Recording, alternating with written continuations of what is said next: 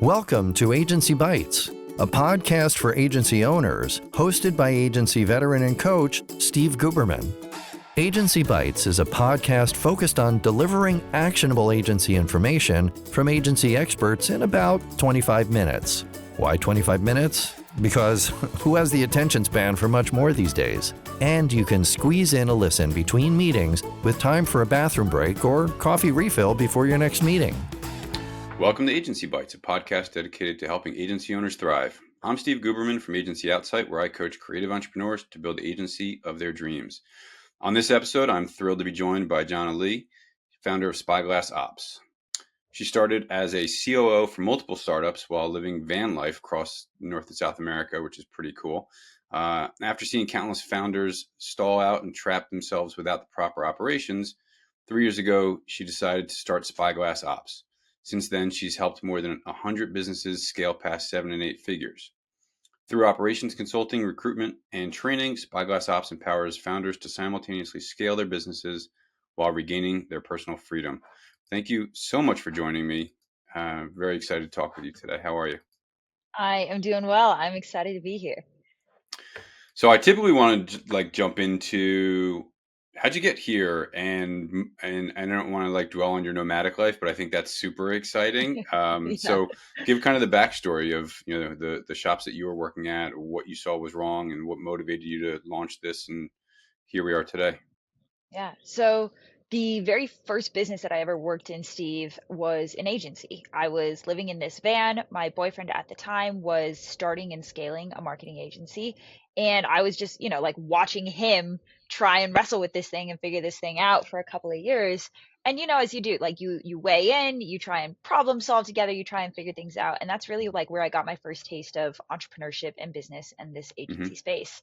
And we were, moving through South America, and 30 days later, a few people on his team had stepped out unexpectedly, and he needed somebody to really quickly step in. I knew the most about the business at that time, so I just filled in and eventually went on to become that company's COO, because when I got in there, again, having no idea what I was doing, but when I got in there, what I saw was really obvious to me of there's ways that this could be better. There's ways that we could clean this up. I looked at their billing system and saw that, errors in their billing system were costing them $50K a month. So these are just intuitive to me. I'm just going to try and figure out a solution. And I eventually learned that there's a word for that, and that's operations. And there's a skill and there's tools that you can apply to do that better and better all the time. And so that really kicked it off. And we, lived in the van. We ran the agency together for a little over a year. And then I went on to become COO for a coaching program that coached agencies. And that was really the massive unlock for me, Steve, because I got the data from 500 agency owners pulling back the curtain on their businesses, saying, hey, here's what's going on for me and here's what's wrong, and getting to problem solve with them and try things and figure out what worked and figure out what didn't work. That really is what allowed me to unlock what I believe are proven best practices when it comes to scaling an agency and scaling the right operations. I'm blown away that I coach owners of agencies who are married couples, and they are together in the office at the agency. Yep. They are together in parenting at home and running the household. And a few I know have been doing it for 20 plus years. Yep. But they're not quote unquote trapped in a van. Right. That is tight quarters to be working and living together and not murdering each other is really what I want to say. Yeah. So I commend you both for not killing each other but what a really whatever, what are they called? Baptism by fire to be thrown into the throes of this guy's agency and say, well, I can make it better. Let me figure these things out. And you're, call it intuition or, just your innate skills that you have in your personality to be able to say, this is wrong. We can do this better. We can tighten this and pull this lever. Appreciate that. And so that's pretty exciting stuff. So now you're running Spyglass Ops full time for 3 years now. You work with agencies ranging from what size to what size? Yeah, generally we work with companies when they're starting to approach the seven-figure run rate and they're trying to scale past that to either, Hmm. the 500K or $1 million per month mark. Hmm. And specifically, we're working with companies that are gearing up towards some sort of exit. So if in the next 1 to 3 years, that founder knows on their radar that they want to be getting out of that business or positioning themselves to, that is Yeah. really where operations, I mean, that is where the rubber meets the road, and it's either going to make you or lose you a bunch of money. And Yeah. so we are working with those founders to help them get their operations tight so that they have maximum valuation when they go to exit. Are a majority of your clients on a path to exit? I think in a near term sense, right? Like the Yeah. timelines vary. But the beautiful thing I would say, Steve, is that sometimes a client will come to us saying, I just got to get out of this business. I'm Hmm. so done with it. And we start down the process of getting them out of the day to day, getting the right systems and operations in place. And 6 months later, they'll come back and be like, I don't actually know if I want to Yes. exit this. This is way more fun now. Like this is Yeah. sustainable. I'm falling back in love with my business. Maybe I'll hold out a little longer, scale it even bigger, and exit it at a better time for me. And so it at the end of the day, it's about helping the founder achieve their definition of success, whether Hmm. that be exit or anything else. We're there to help make it happen. I'm so glad that you said it like that because the owners are going to come to you in desperation of, I'm working 60 hours a week. This is horrible. Yeah, My team, this, my culture, that, my clients, this. And the root of the problem, the linchpin is them and their inability to delegate or operationalize certain things or, change things around. And sure. if they bring a team in like what you guys are doing to help them make things better, they're not going to be in such a desperate mode to exit and get out, and when Exactly. things are running better, they might actually enjoy it and look forward to Mondays again. And Yeah. yeah, so I'm so glad that you kind of brought it down that path. Mm, Um, I always think that an agency that is ready for an exit is just a well-run agency, and vice versa. exactly. Exactly. So Yep. We're just going to make your business better, and then you yeah, get to decide what to do with it. exactly. Yeah. Yeah. So when you dig in with one of these owners, let's say they're, I don't know, 1 million, 2 million in rev, they've got a Mhm. handful of employees, they're just exhausted. Like, what are some of the immediate fixes that you guys are taking a look at? Are you Yeah. running through a full ops audit? Like, what's your process there? It's exactly that. We start every client relationship with a week-long audit, and it's super robust, right? Like we are interviewing members of their team, we're looking at their data, that we're shadowing meetings, we're interviewing them, everything. And we are generating essentially a 12-month report that helps them understand step by step. Here's everything operationally that needs to get done in your business to take you from point A to point B, right? Hmm. Again, whether point B is ready for exit or lifestyle business, or I just, I want to double the size, whatever it is. Here's what it's going to take operationally to get there. Here's the team gaps that you're experiencing. Here's the root cause behind why you might be experiencing those gaps. Like, why is your team underperforming? Why does your team come to you all day, every day, and it feels like Hmm. they can't think for themselves, right? So we're not just diagnosing, here's the systems and SOPs you're going to need. These are why these things are happening in your business. This is how they're costing you time and money. And here's Hmm. the step by step you need to do to clear them in order to be able to move past this blocker. And so our goal is that within that first 3 months, we're taking action on those root causes and we're immediately unlocking some momentum and growth, because most of our clients come to us by the time they're stuck, right? Like they're already so deep down the well, they're so far backed into the corner that it's all the founder can do to just like show up all day, every day and just be reactive and Yep. handle all the balls that are getting thrown at them all day. And we have to get them out of that place before we can get back to working on the business and start like proactively driving growth. So your team is doing this 12-month roadmap. You guys are actually executing on a lot of the actionable items as opposed, because they just can't. They're drowning already. So Yeah. a lot of times the wall is, oh, I'd love to hire you. I just don't have the time to do 900 things more. So you guys Yeah. are actually coming in and doing the actionable executions. We have a unique model where it's kind of done with you, but for the founder it's more done for you. And what I mean by that is the founder, I believe, is not the right person to be solving their own operational bottlenecks, because let's be Yeah. honest, if they were, they would have done it already. It's Yep. not their skill set, it's not their highest value, it's not where their focus should be. So part of that audit is us identifying who is the right second in command for this founder. Do they already have them on the team? Are they in the operations role? And sometimes they're not. And if we need to go out and find that person, we'll recruit them for our clients. If they already have that person, then we will train that person up and put them in the right role. And then we will work through that second in command to execute everything internally within the business so that the founder doesn't have to. Is most of the like core challenges that there is no second in command? Like you said, everybody funnels up to the founder or founders. I would say it's a pretty mixed bag. We've been doing a lot of recruitment this year just because founders either they had a COO or some sort of second in command, but that person wasn't the right fit, or they left, or they were disappointing in the role, and they have never experienced what it's like to be able to run their company with Yeah. a true second in command in place. We also see a lot of founders where, like, they have this second in command, they've worked with them for a long time, they love them and trust them, but the operator's skills have not grown at the same rate that the business has. And so Mm-hmm. the operator now needs to go through a level up. They need to understand a new set of tools and tactics and techniques, just like an entrepreneur would, in order to keep pace with what the business needs from them. And so either way, we can close the gap. But I think the biggest thing we give to our clients in that first week is like clarity and peace of mind, because now they know one way or another, this is the person or this is not the person. This is the game plan. These are the gaps to close. And now I actually have something tangible and actionable to get Mm-hmm. me out of this spot where I just before felt very stuck. Yeah. Yeah, I think it's interesting how many owners are reluctant to put that number two in place. Mm, I don't know if it's like I feel threatened by that, or I got it, mm, or I'd rather get six smaller level people as opposed to one core part. Like I don't know what that holdup is. Maybe it's an expensive investment, and they don't have the profitability or cash flow to roll it. But uh, in a lot of cases, I see that as a huge challenge as well. yeah. I have a theory on this if you want to hear it. Yeah, that's why you're here. Okay, okay, great. I think it comes down to two core reasons. One of them you already articulated, which is I can do it, right? Hmm. One of it is a belief that says any problem in my business, I can figure it out, I can outwork the problem, I can innovate and create a solution, I'll do it. And while Hmm. that is objectively true, right? Like entrepreneurs are the most creative problem solvers out there, the question becomes not can I do it, but should I? Is it Hmm. worth my time? Is it the highest value thing I could be doing for my business?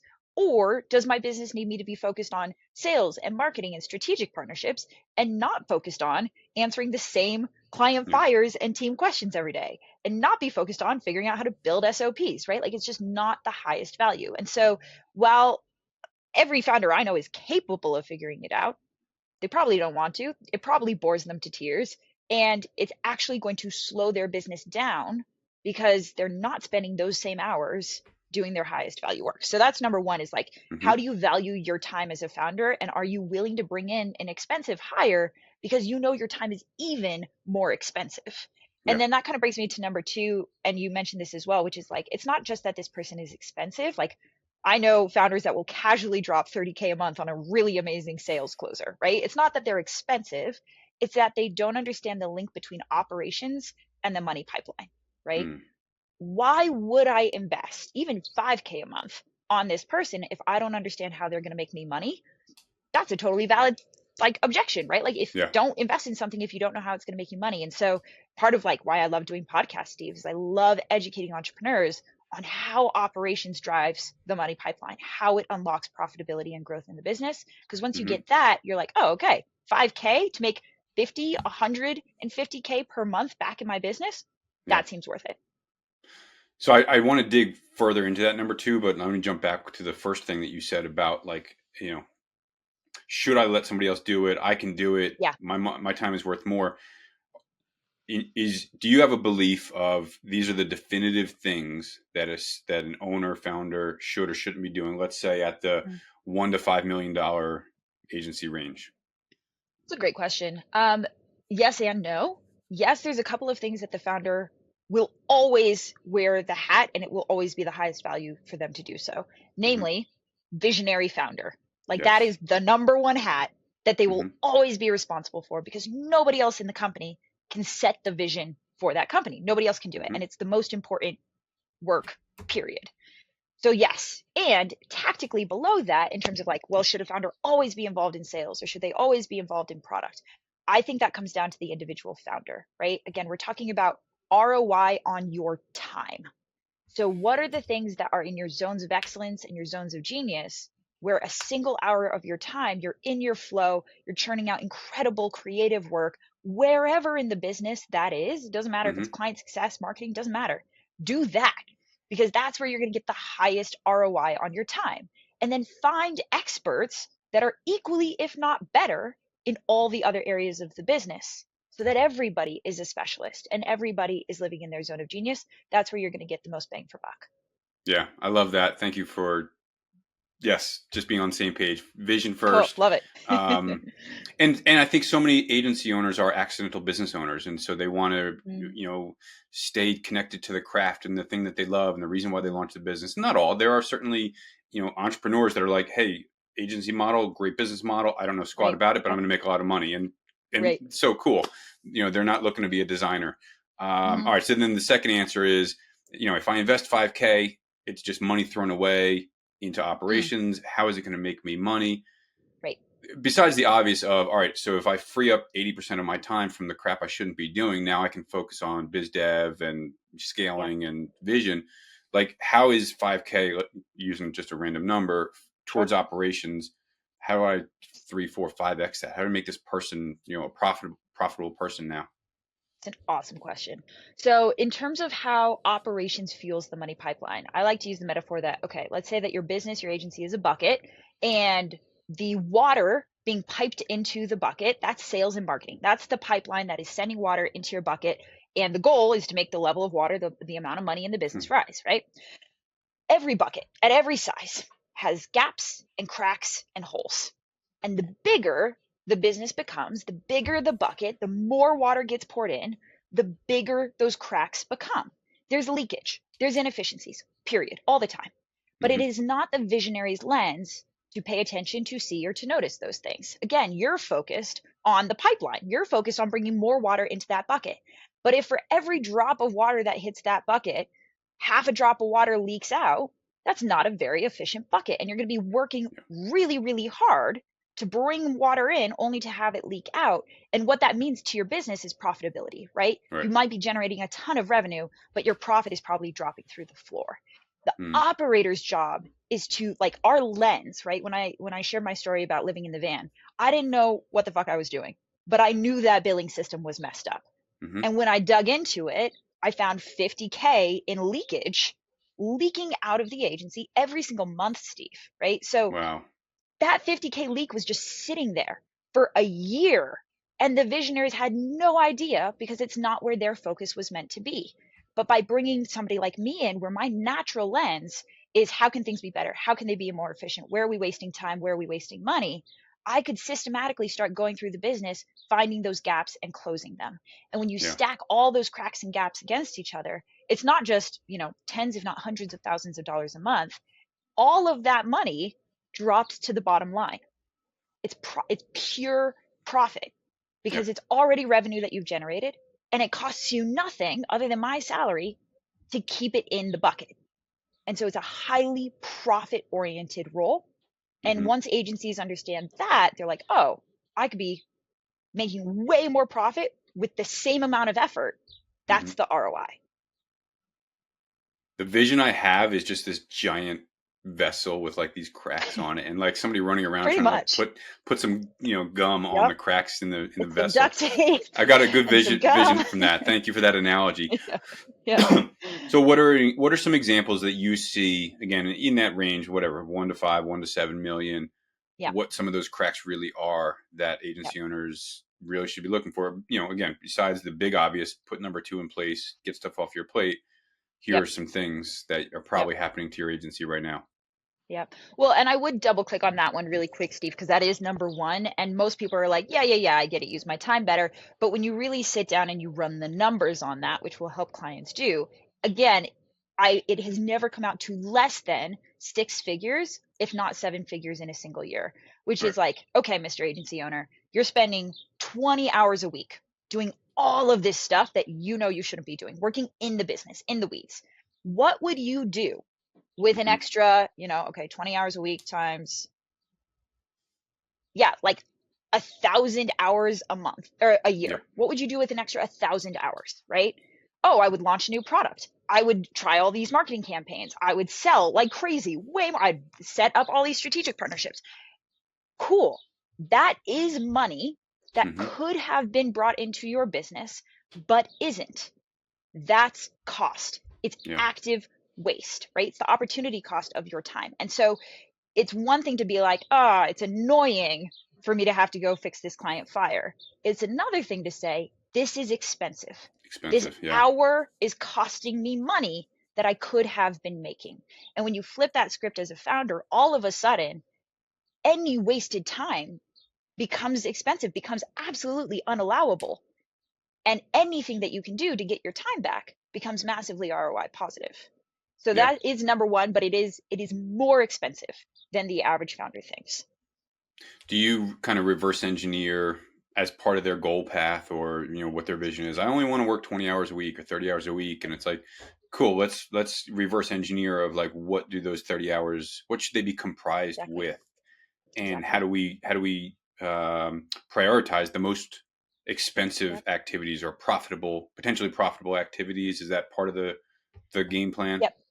Essentially, we teach the operators how to run a time audit on their CEO. And I have a whole system to essentially systematically start delegating and getting things off of the CEO's plate, starting with like the least valuable, most time wasting activities, and then Mm-hmm. working our way up until that CEO is left only with the set of hats that they want to be wearing.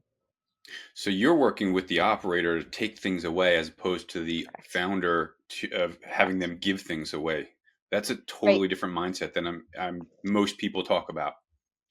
Well, and again, it's because I find a lot of founders struggle to give things away, right? Yeah. They're saying, I can do it. Just give me that client fire. I will handle it. I've handled 100 in the past. I know I can handle this one. Yeah. Just give it to me. So it's down to the operator to create a system where that client fire just gets handled, or that Yeah. client fire doesn't even happen. That's the best operations, right? It's like, I've just built a proactive, badass client success team that just eliminates and prevents client fires.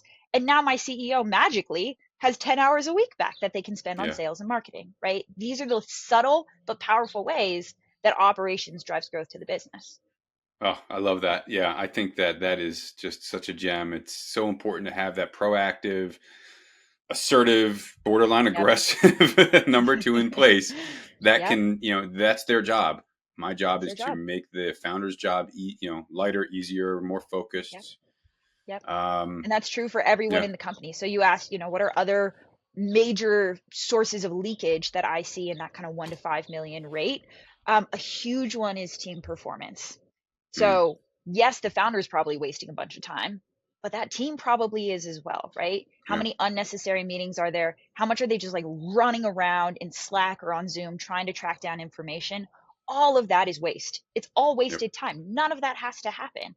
And so, you see these founders shelling out huge teams. They're hiring people, they're throwing people at the problem, but the relative productivity of every single person on that team is dropping with every new hire Hmm. that they bring in, because they're just throwing more and more compounding chaos into the mess. Versus the Yep. operator's job is to say, how can I make sure every single role is as productive as possible? And I can give you a tactical example of this, Steve. At that very first agency, like the average account manager, at least at the time, was doing probably 30 to 40 clients per account manager, client success manager in our niche.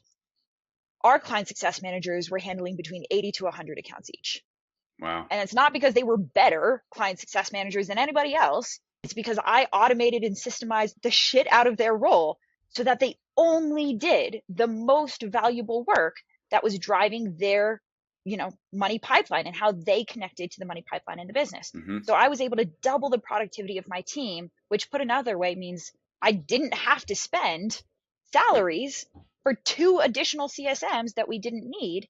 And again, that saved 10K, 15K a month, dropped to the bottom line. It's money that we Yep. didn't have to spend, right? So team productivity, founder productivity, and all of like, we empower that as operators through systems, SOPs, meetings, documentation, these sorts of things. Love it. Oh man, good stuff. I love it. I want to shift gears real quick, throw a couple of Yeah, random rapid fire questions at you. I think let's we do can probably talk ops and profitability all day long. it.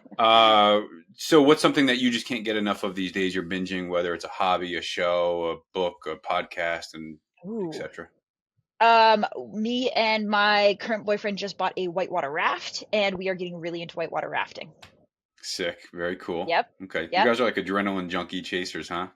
I mean, a little bit. Yeah. I think, we were talking, I live in Utah. So if we're talking about a company that like empowers freedom, I like to be my own proof of concept there. And I am Yeah. out every weekend and sometimes during the Good. week, just doing whatever it is that I want to do. I love that. Very cool. What's a tool that you recently integrated into your life that you look back and you're like, how did I live without this thing for so long? What's a quote? A tool, like something A that you've tool. integrated into your life, digital, Ooh. physical, personal, professional, whatever. Fantastic question. Stretching. Hmm. I've gotten into doing daily mobility and stretching, and my body feels so much better, and I don't know how I Yeah. live without it. Yeah. I love Yep. it. Yeah. Like a yoga thing or Yeah, Pilates just or like just, 10, 15 minutes, kind of, it's like a yoga mobility chick on YouTube, mhm. and she just helps you build flexibility and strength.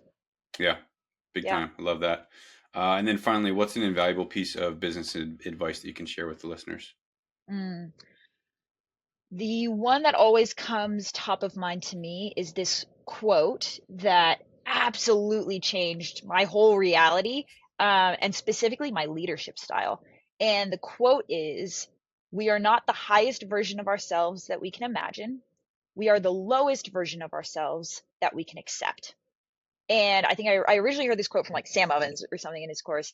And what it essentially means is like, if you want to level anything up, yourself, your health and wellness, your fitness, or your team's performance, Hmm. it's not by dreaming bigger goals. It's not by having this bigger vision for how incredible your team is and all the potential that they could bring to the table. And I know that because that was my leadership style when I first stepped into Yeah. a management role.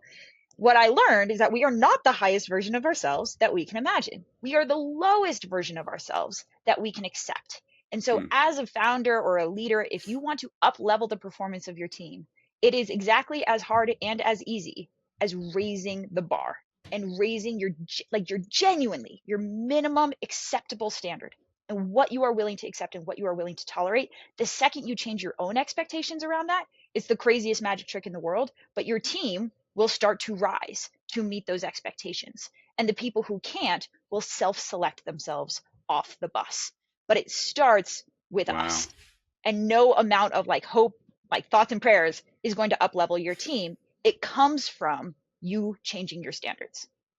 Wow. That is mindset shift. That is powerful. That is like top down, big time effectiveness. So love it. Love it. Jhana, thank you so much for joining me. I appreciate your experience, your Yeah, enthusiasm about ops, and what a ton of really valuable information. Thank you so much for sharing with us. you got it. Thank you so much for having me. This was fun. Thanks again for tuning in to Agency Bytes. If you know someone with expert knowledge on a topic that agency owners would love to hear about, go to agencyoutsight.com/podcast-guest and nominate them.